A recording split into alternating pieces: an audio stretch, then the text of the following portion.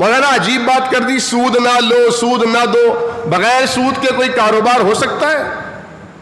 ہمیں تو running finance bank سے لینا پڑتا ہے، جب تک ہمارے پاس 1 کروڑ روپیہ نہ ہو ہم کاروبار کر نہیں سکتے۔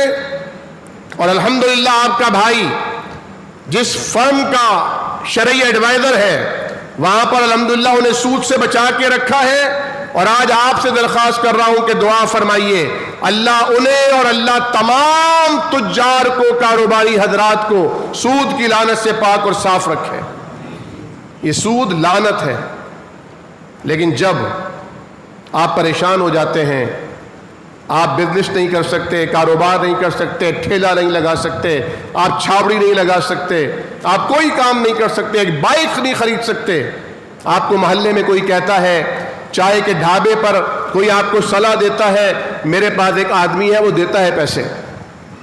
وہ آپ کو دے گا 50,000، واپسی پر آپ سے 70 لے گا، آرام سے دے دینا، کھاتے کماتے قسطیں دیتے رہنا، ہو جائے گا آدھا۔ آپ اس دلدل میں پھنس جاتے ہیں، اور اس دلدل میں پھنسنے کا مطلب صرف معیشت کی تباہی نہیں ہے، صرف کاروبار کا ٹھپ ہونا نہیں ہے، صرف بے برکتی نہیں ہے، صرف ناکامی اس کی وجہ نہیں، وجہ یہ ہے اللہ تعالیٰ نے خود فرمایا جو سود لینا دینا اس میں معاونت کرنا نہیں چھوڑتے، فَأْذَنُوا بِحَرْبٍ مِّنَ اللَّهِ وَرَسُولِهِ، تو انہیں اعلان کر دو کہ آؤ اللہ اور اس کے رسول سے جنگ کرنے کے لیے تیار ہو جاؤ۔ اور ایک حدیث میں آتا ہے کہ سود کی 70 سے زائد شاخیں ہیں، اور سب سے کم ترین کا گناہ ایسا ہے